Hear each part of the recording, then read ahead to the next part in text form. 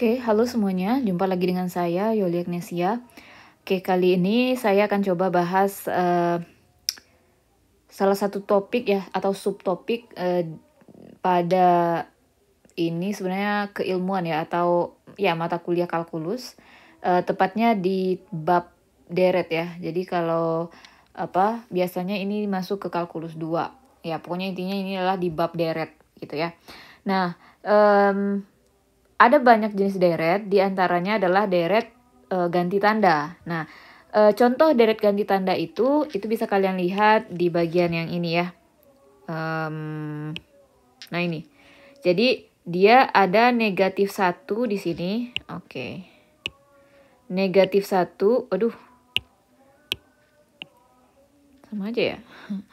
Negatif 1 di pangkat N gitu. Nah, itu tanda bahwa deret itu adalah deret ganti tanda gitu.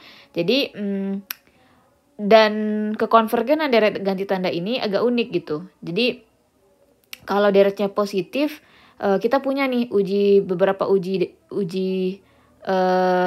kekonvergenan untuk deret positif. Nah, tapi masalahnya di sini deret ganti tanda ini dia sesekali tandanya berganti-ganti, nggak selalu positif gitu. Nah, bagaimana dengan kekonvergenannya? Nah, sebenarnya kita punya beberapa uji di sini ya, bisa kalian lihat di sini. Ini pertama itu adalah ini absolute convergence test. Jadi kita bisa mutlakkan ya. Jadi kalau misalnya deret ganti tanda ini dimutlakkan, maka nanti dia si tandanya itu udah nggak jadi persoalan lagi gitu. Jadi dia akan menjadi deret positif gitu. Nah, jadi untuk menentukan kekonvergenan deret ganti tanda, kita bisa cek kekonvergenan mutlak dari deretnya. Nah, katanya di sini kalau misalnya gitu kan, kalau misalnya kamu punya mutlak dari deret tersebut konvergen, maka deret itu sendiri pasti konvergen. Jadi misalnya kita memutlakkan si deret yang ini.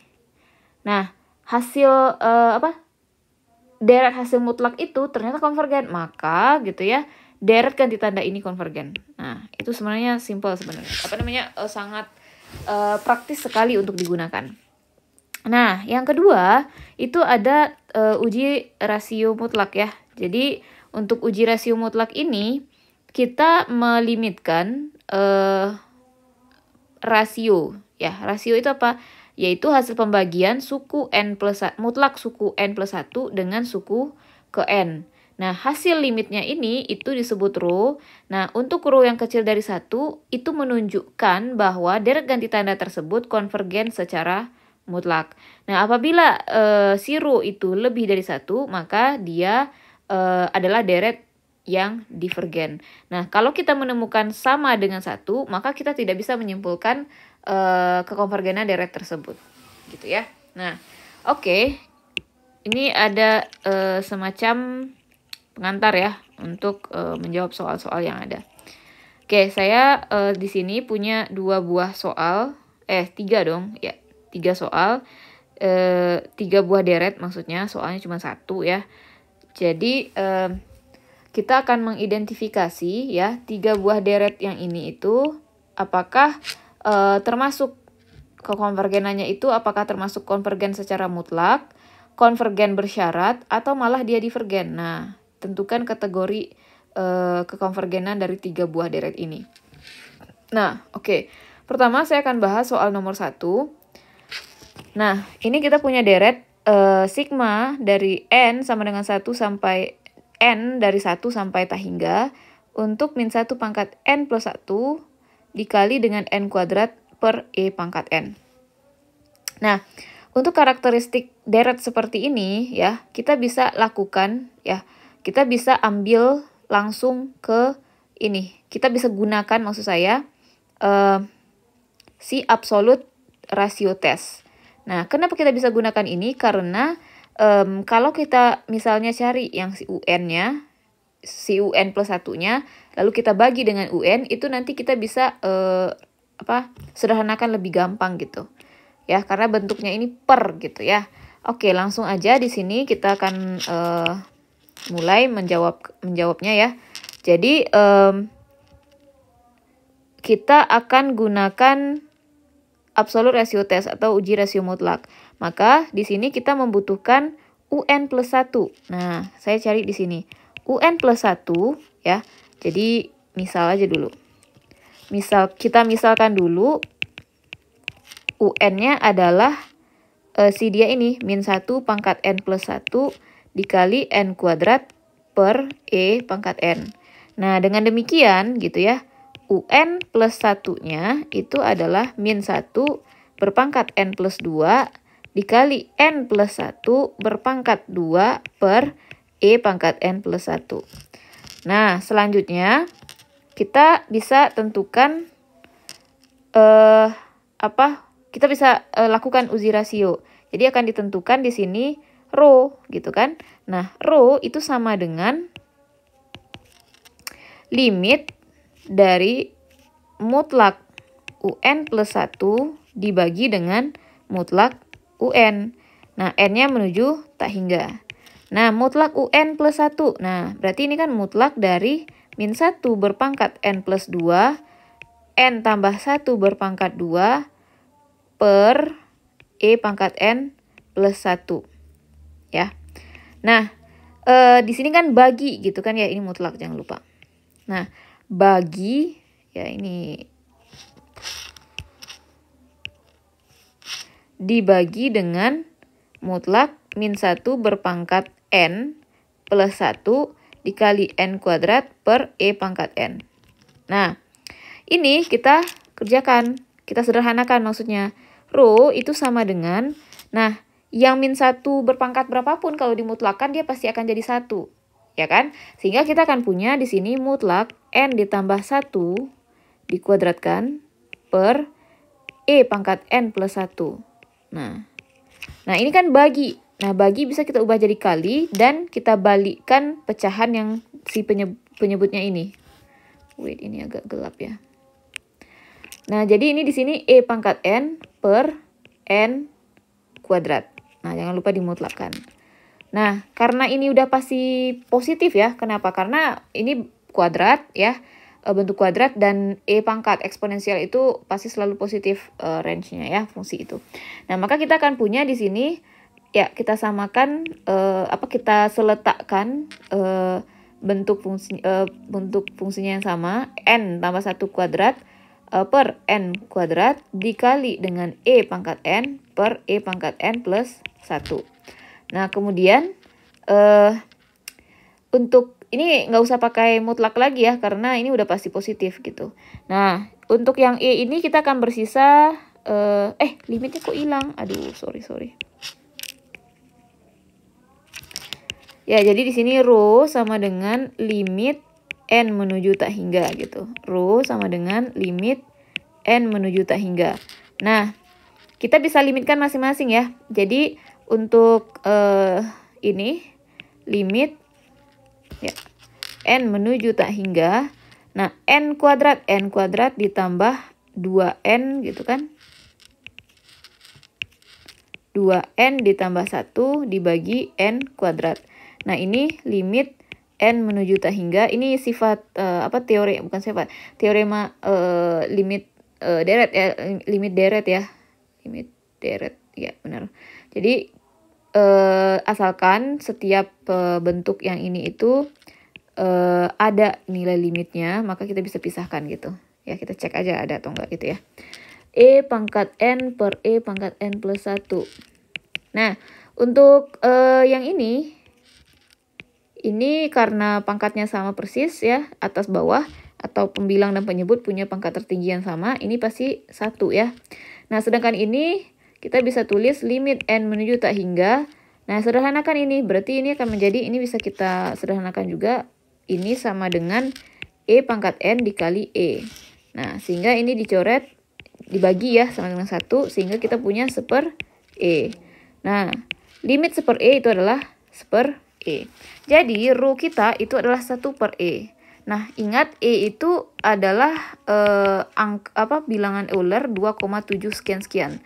Nah, sehingga seper E itu pasti kecil dari 1. Nah, berdasarkan absolut teorema uji rasio mutlak ini, kalau misalnya kamu punya row-nya kecil dari 1, maka di sini si deret tersebut pasti konvergen secara mutlak. Deret tersebut siapa?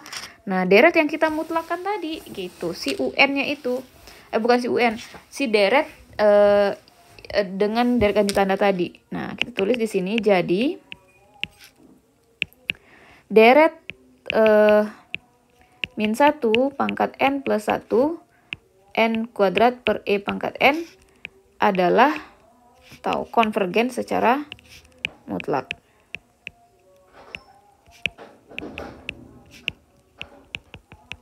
Gitu. Oke, sekian dulu ya. Kita lanjut ke soal berikutnya. Oke, di sini kita punya masih deret ganti tanda. Sigma N dari 1 sampai tak hingga untuk min 1 pangkat N plus 1 dikali 1 per 5 pangkat N. Jadi ini bukan 5N ya. Ini 5N, 5 kali N ini. Saya yang keliru. Ini 5 kali N ya. Itu bagaimana kekonvergenannya? Apakah konvergen secara mutlak, konvergen bersyarat, atau divergen? Nah, di sini ya, kalau misalnya kita gunakan, jadi di sini apakah uji rasio mutlak itu works gitu, artinya berjalan, bisa digunakan atau tidak? Nah, kita bisa cari di coretan kita ya. Misalnya kita punya coretan di sini nih. Kalau misalnya UN itu adalah 1 per, ya mutlaknya aja langsung ya. Mutlak UN adalah 1 per 5N. Mutlak UN plus 1 berarti di sini adalah 1 per 5N tambah 5.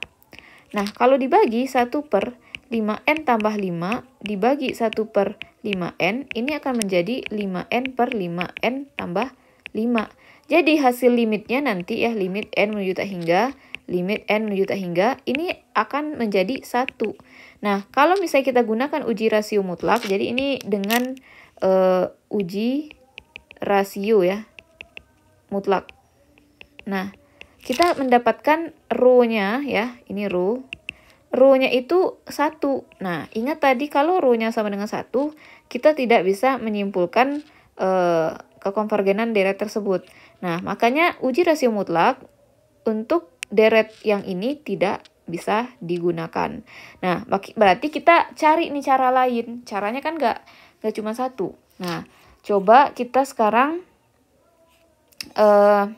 ini ada banyak.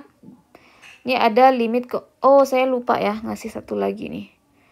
Wait.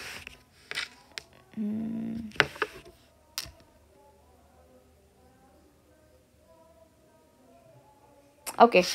Ya, kita langsung aja gunakan di sini. Sebenarnya ada teorema lain, bukan teorema, ya teorema si ini deret ganti tanda ya. Yaudah, nggak apa-apa. Kita gunakan yang ini dulu. Coba kita akan gunakan absolute convergence test ya.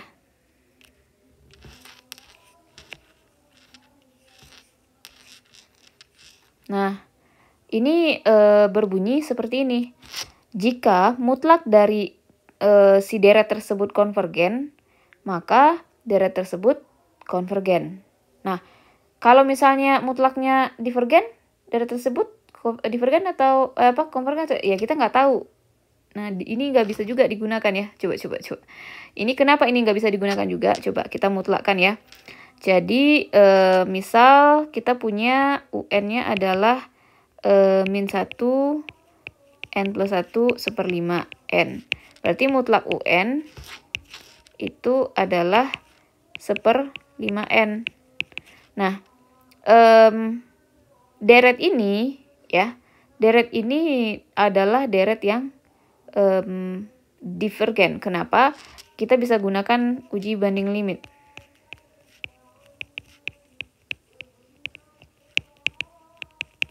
Nah, uji banding limit itu yang ini. Jadi, kalau misalnya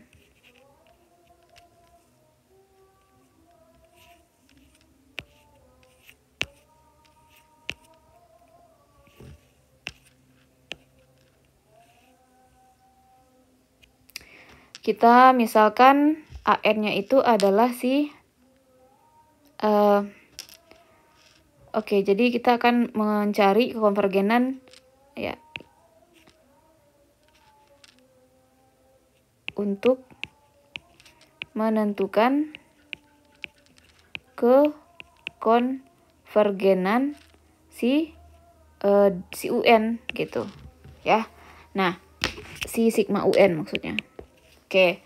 Nah, berarti kita akan menggunakan karena UN-nya mutlak UN-nya itu adalah 1/5N, jadi ini sama dengan UN-nya lah ya. Maka kita akan mencari kekonvergenan deret 1/5N. Nah, kita gunakan uji banding limit di sini. Nah, uji banding limit ini kita cari ya. Kita punya AN, misalkanlah AN-nya itu adalah si 1/5N-nya ini. Nah, kita cari ya si BN, di mana hubungan BN ya nggak ada hubungan apapun dia ya, boleh. Nah, tapi ketika kamu membagi nanti melimitkan hasil bagi dari AN per BN ini, itu harus sama dengan L, di mana kalau dia berhingga, maka kekonvergenan AN ini mengikuti kekonvergenan BN. Gitu. Ya. Jadi dalam hal ini saya akan memilih BN-nya itu ya yang saya tahu kekonvergenan deretnya. Di sini saya pilih 1/N, yaitu deret harmonik ya. Di mana deret harmonik itu kekonvergenannya adalah tidak konvergen atau divergen. Oke, dengan demikian ya, kita bisa dapat di sini limit dari AN per BN itu adalah 1/5N per 1/N. Ya, ini adalah N per 5N atau 1/5. Jadi ini limit N menuju tak hingga, limit N menuju tak hingga. Jadi di sini 1/5 itu berhingga kan. Nah, artinya ya, karena deret dari 1/N divergen, maka AN yang sama dengan ya, siapa tadi AN-nya? Si deret 1/5N itu juga divergen. Nah, konklusi ini itu tidak menyimpulkan apa-apa terhadap ini gitu. Jadi si teorema B ini ya sama-sama B ya. Si teorema absolut konvergen test ini berlaku jika premis awalnya itu mutlaknya konvergen. Kalau premis awal mutlaknya divergen, deretnya gimana ya? Nggak ada, kita nggak bisa simpulkan. Gitu ya. Nah, dengan demikian ini tidak memberikan hasil juga. Nah, lalu bagaimana? Nah, sebenarnya kita punya nih alternating gini. Aduh, saya lupa screenshot sebentar ya. Oke, sekarang kita lanjutkan. Jadi karena ini karena dalam hal ini teorema yang ini tidak berjalan, ya, teorema ini tidak bisa digunakan. Teorema ini juga tidak bisa digunakan. Oke, maksudnya sebenarnya teorema yang kedua ini itu lanjutannya aja gitu. Nah, sekarang kita beralih ya, tadi uji rasio juga tidak bisa digunakan, maka kita punya nih teorema yang lebih powerful lagi gitu.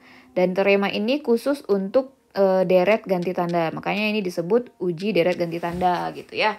Nah, apa bunyi teoremanya? Kalau kamu punya deret ganti tanda, katanya kan, nah syaratnya adalah suku dari deret ganti tanda tersebut ya, itu adalah seperti ini. Dia positif dan juga ya suku N itu lebih besar dibanding suku ke AN plus 1. Artinya apa? Deretnya itu adalah deret turun. Ya. Nah, ini adalah syaratnya.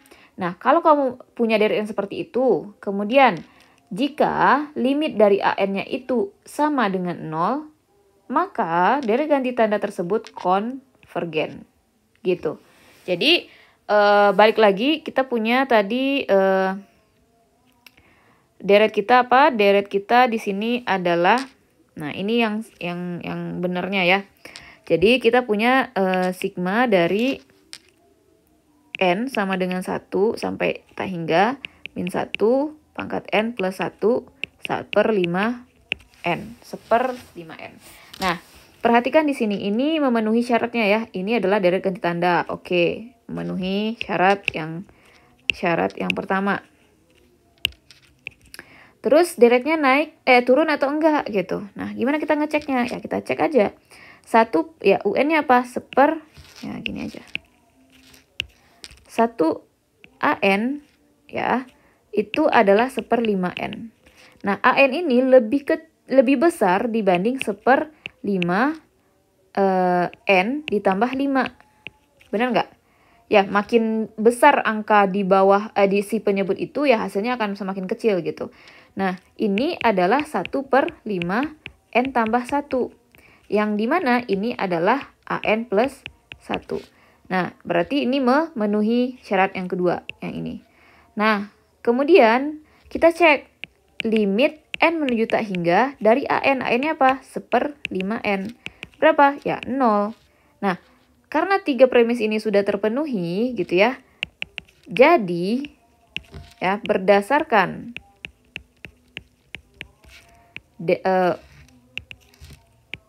uji deret ganti tanda deret si min 1 pangkat N plus 1 dari 1/5N konvergen. Nah, oke. Nah, sekarang konvergen secara mutlak atau konvergen bersyarat? Nah, itu kan pertanyaannya. Nah, tadi kita udah cari sebenarnya. Ini kan deretnya konvergen aja nih sekarang kan. Nah, pertanyaannya mutlaknya konvergen atau enggak tadi? Nah, ini untungnya kita nyari di sini ya. Nah, kita tadi udah cek mutlaknya. Mutlaknya tadi itu adalah deret konvergen gitu kan. Nah, yang kedua. Oke. Tadi kita punya ya mutlak dari deret min 1 berpangkat N plus 1 1/5N itu adalah sigma dari 1/5N. Nah, berdasarkan yang kita cari tadi ya, berdasarkan uji banding limit yang mana? Yang ini. Yang kita cari tadi, yang ini nih. Maka mutlaknya tadi itu divergen. Nah, jadi nggak usah jadi lah ya. Ya sekedarnya aja, gini aja. Nah, ini ada yang kedua. Nah, barulah ini yang terakhir. Ini kesimpulan yang terakhir. Atau ini dibikin bulat aja ya. Ini bulat.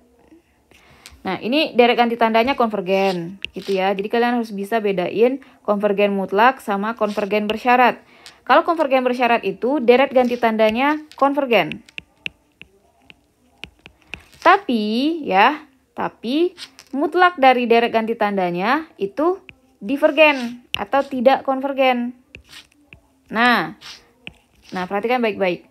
Jadi deret ganti tandanya itu konvergen, tapi mutlak dari deret ganti tandanya itu divergen. Maka ya, jadi si deret min 1 pangkat N plus 1 tadi, 1/5N, itu konvergen, memang dia konvergen, tapi bersyarat gitu. Ya. Nah, kalau yang nomor 1 tadi, dia konvergen secara mutlak, artinya apa?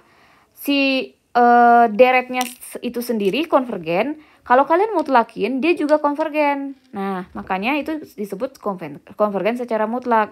Tapi karena kita menggunakan uji rasio mutlak, kita nggak perlu membuktikan ganti tandanya konvergen atau enggak, mutlaknya konvergen atau enggak. Kita nggak perlu satu-satu gitu. Jadi dengan uji rasio mutlak itu dengan satu uji kita bisa mendapatkan hasil langsung gitu. Maksudnya kita bisa langsung mendapatkan kesimpulan gitu. Nah, gitu ya. Semoga bisa dipahami. Oke, kita lanjutkan untuk soal yang ketiga ya. Jadi di sini kita punya deret min 1 pangkat N sin N per N pangkat N kali akar N.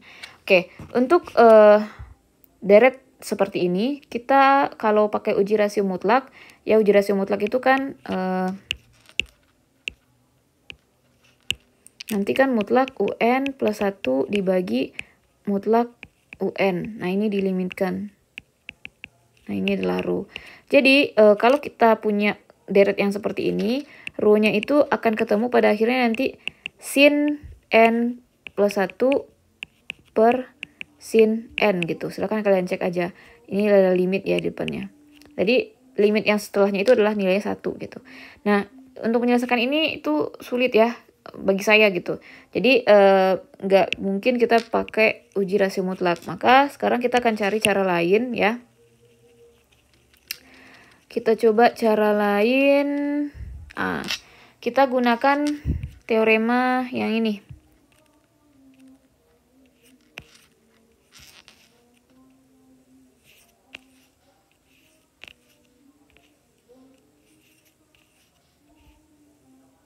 Oke, nah teorema ini bicara jika mutlak dari deret ganti tanda itu konvergen, maka deret ganti tanda tersebut pasti konvergen juga. Jadi kita cari dulu ya, misal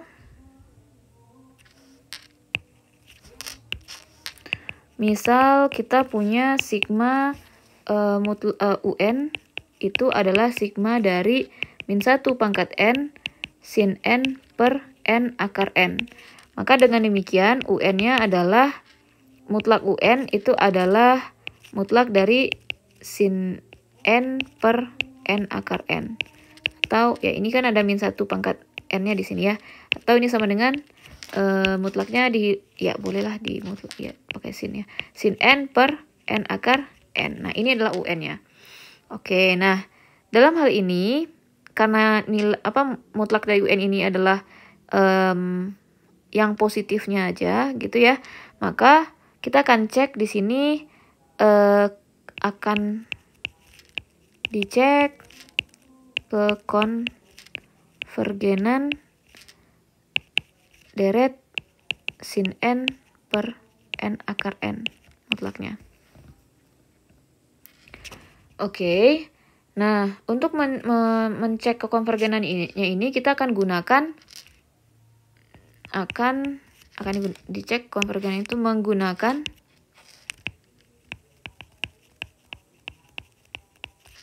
uji banding biasa. Nah, apa uji banding biasa ini? Wait dulu ya. Oke, uji banding biasa itu berbunyi, misalkan kamu punya sebuah deret positif di mana deret kamu misalnya adalah AN gitu ya. Jadi dalam hal ini misal AN-nya adalah si mutlak sin n per n akar n. Nah, kamu cari gitu ya si BN sedemikian sehingga BN ini lebih besar atau sama dengan si AN. Nah, karena dia mutlak ini kan udah pasti ya. Dalam hal ini kita bisa tulis di sini gini. Ini lebih udah pasti gitu ya. Oke, saya tulis di bawah aja. Nah, besar sama ya 0 lebih kecil atau sama dengan mutlak sin n per n akar n, dan ini pasti lebih kecil atau sama dengan si. Nah, perhatikan di sini. Sin n itu ya, si mutlak sin n ini itu pasti nilainya lebih kecil atau sama dengan 1 dan lebih besar atau sama dengan 0. Ya kan? Kalau misalnya ini kita sama bagi dengan n dikali n akar n, ya ini pasti positif juga ya karena n kita positif. Nah, ini dibagi n kali n akar n. Nah, ini pasti 0 juga. Nah, maka kita akan punya kesamaan di sini bahwa mutlak si AN itu lebih kecil dibanding 1 per n akar n. Nah, ini yang kita ambil sebagai BN-nya. Nah, sekarang kita harus tahu bagaimana konvergenan deret BN yang kita ambil. Ya. Nah, di sini kita tulis sigma BN itu adalah sigma dari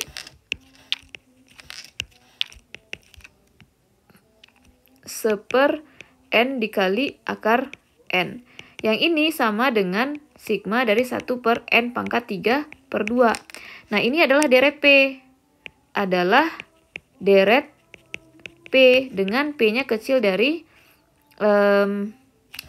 dengan P-nya lebih dari 1. Nah, dengan demikian sigma BN itu konvergen berdasarkan deret P. Nah, berdasarkan ya atau jadi gitu aja lah ya. Jadi sigma AN yang sama dengan sigma mutlak sin n per n akar n, ya kan? Nah, perhatikan. Katanya jika Bn itu konvergen, so does deret An. Jadi, kalau Bn-nya konvergen, otomatis si An juga konvergen. Nah, makanya di sini kita bisa bikin kesimpulan, jadi deret An konvergen. Nah, kemudian ini baru satu kesimpulan, belum kesimpulan akhir nih. Ini baru kesimpulan dari kekonvergenan mutlak dari deretnya. Nah, kekonvergenan deretnya gimana? Nah, jadi inilah kesimpulan besarnya.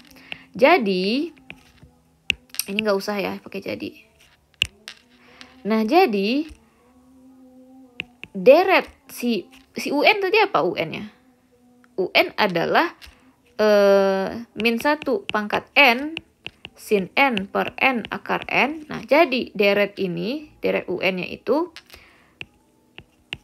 konvergen secara mutlak. Kenapa? Karena tulislah di atas kali ya.